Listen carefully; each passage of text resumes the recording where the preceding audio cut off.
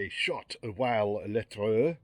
Yeah, this is now a bare, apart from the headlight washers, bare bonnet skin. Now bear in mind, this whole this whole panel was pressed out of one single sheet of steel.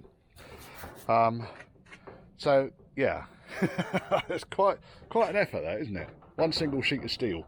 Here is the front section. Now on these early bonnets, all of this was aluminium. I don't know if you knew that. So even if the back end of your aluminium bonnet is rotted out, get this chunk out. It's ever so easy. It is as light as a feather. Look at me, strength of many ants.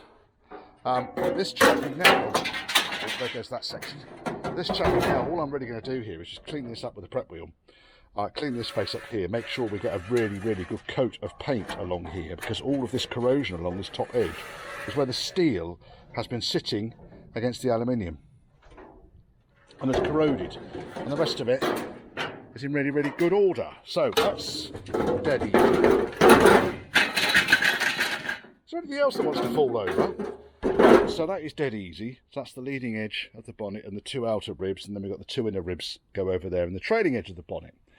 And then these last two pieces here, which I chopped 8, so they go in like that. Now, when this one came out, it certainly had a bit of a spring to it, so I'm going to be very careful about not grinding any of these welds back here, because they're my location points. I want everything really to go back exactly from whence it came. You can see already they're a fair way out, so I'm going to have to fiddle around with this in order to get it back into shape. Top edge of the bonnet, and the reason why they always rot out up here is it's double skinned. Look at that naughty little chappy there. I will replace that bit. It's a little L section of steel. No fucking paint on it at all. And it literally just welds along this edge. So there's no spot weld at all along here. It's just welded along that edge there. And exactly the same, being careful of all these bits here, exactly the same happened with this end, whereby this piece here fits in underneath there, and you can see where the moisture's got in between that and caused this to rot through. So it's a fairly easily resolvable problem if it's not gone that far already. Now the leading edge of the bonnet, aside from some corrosion there, is actually in fair condition. This is all steel, obviously. This side certainly no issues at all. Been over it with the zip wheel, although there is a big rust bubble there. Been all over it with the zip wheel, so I think really the next thing to do is to get in here, treat the rust, and start painting the front edge around here and around there, so I can refit this, because I don't really want this to be too long without its structural rigidity. And then when it comes to repairing that piece, I think once I've treated all the rot, it can be done once the bonnet is reassembled and the right way up. Because if the thing's going to get shifted around too much, then I'm going to cause it a problem, aren't I? It's going to warp, it's going to bend, it's going to buckle. We don't need that. No. It's been about a couple of hours to get it to that stage. It's a couple of hours to strip them down. And yeah, bit of rust treatment on it now. Clean that up, paint that, rust treatment on that. Yes, I think. The afternoon, but basically stripped all of the loose paint back, treated all of the rust. And tomorrow, I've obviously not been working on the outside of the panel before anyone screeches, "Missed a bit." No, I haven't. And then on the inner aluminium frame, I've given that a fairly heavy duty coating on the inside face, on the upward face of Rust-Oleum. So that should be ready to pop back in tomorrow once I've painted the kind of mating faces on the inside of the skin. So that's just the rust protection at the moment that's gone on there. Yes, it's been a very painty, noisy, zip wheelie of an afternoon. Oh, hello. I'm away this weekend, never mind. It's hot enough today to boil a monkey's bum, Your Majesty. Anyway, I have reassembled this front clip. So this is the aluminium part, this is the steel part, both surfaces painted. using a Rust-Oleum product. I know there's lots of areas that haven't been painted yet, but I wanted to get those areas that needed painted. So I've done that. Then really just going through, just double checking the alignment at the back end here. I've left the original spot welds in place, as you can see. I'll clean those back shortly and they'll be welded back in again. And then I need to go and repair the bit that I kind of took it all apart for in the first place, which is this bit, which then goes down the middle. And we're done. We're done for now. I need to work out what I'm going to do about this piece of rusty hole here, but the rest of the bonnet is actually in really, really good shape, as I keep saying. But yeah, it's quite an interesting exercise, isn't it? I think so anyway. Right, I am going to pack up very, very, very shortly. It's Friday, it's 5 o'clock. It's actually 7 minutes to 5. And yeah, it's the hottest day of the year so far, which probably means it's about 23 degrees and everyone will be going berserk. Absolutely fucking berserk. But never mind, these things happen. Quite a good exercise, that, really. And it's fairly easy. It's not the sort of... I mean, you don't necessarily need to perhaps drill the rear spot welds, but this is the bit that normally rusts. But taking that front piece out there to paint behind it and prevent any further issues like that from developing. Interestingly, Ghost Train bonnet has got a very similar issue that started to break through on the corners.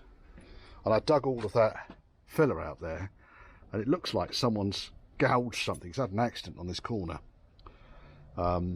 which I should be able to kind of do something very similar with this, in that taking the bonnet apart in order to rebuild the front corner on the Ghost Train bonnet means that it actually becomes quite a useful and usable product again, and not destined for the scrap bin, especially seeing as these bonnets are getting quite hard to get hold of now.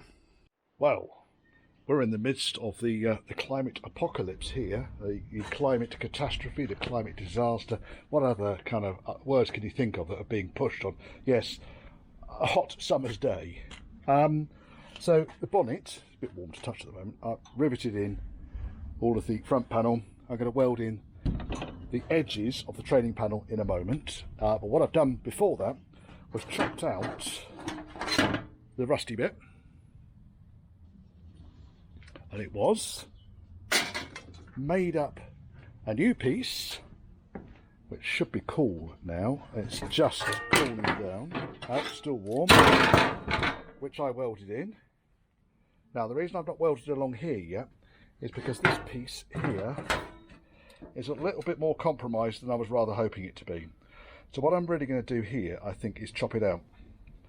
And I'll make up a new lip which will go in there, and then it can all go back together again.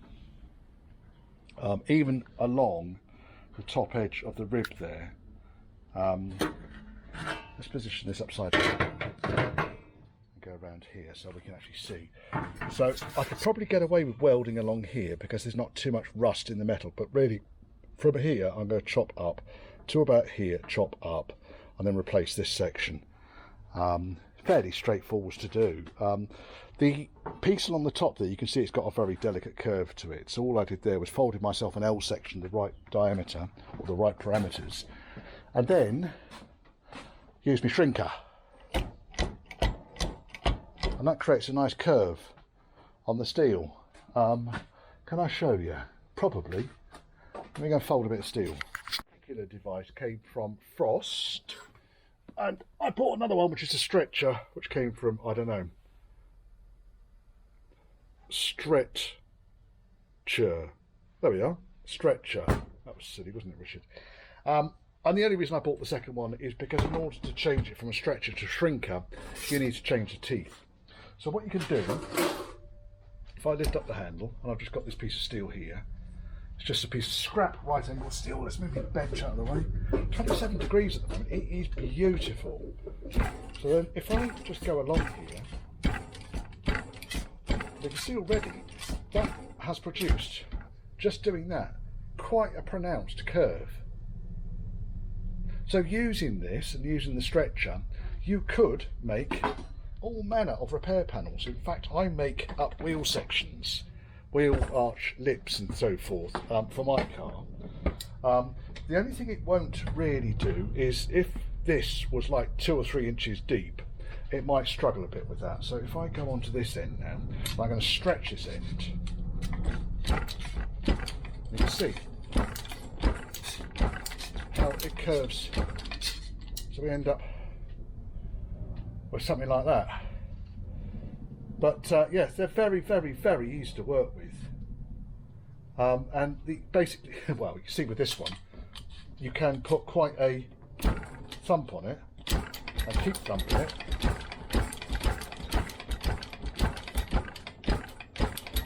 And you can create some real bizarre shapes using it that easily. So it's a very, very, very useful tool. And I think I picked up the pair of them for a couple of £100. But saves me hours. So there you go, that's me. Me shrinker and me stretcher. Me stretcher and me shrinker. That was Frost, I can't remember. That was an eBay Chinese and special. But they both work. I've got a spare set of jaws as well for each of them. So I can swap them over if ever I need to. But the way they work, when I close the lever down, you can see that the lever is pulling the steel apart in the jaws here. Pulls the steel, and this one shrinks the steel down.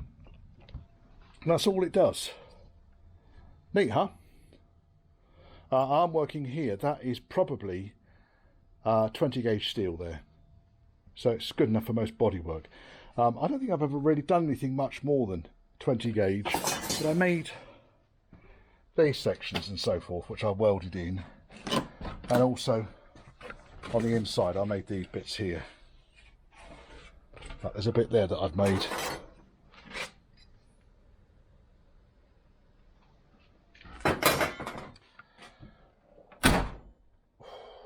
Right, spoiler on my car there. Right, now, so yeah, back to this. So I'm going to chop it probably about there and there. Make up another piece of this, weld it in, paint it, clean it back, paint it, get it on the car, I think. Get on with it. And there it is. Right, so riveted all of the main sections back in, then welded this. I'm not going near it because I've only just this second finished welding it, so I still need to flatten all the welds back. But welded this beam back in, so it's as one again with the entire back end of the structure.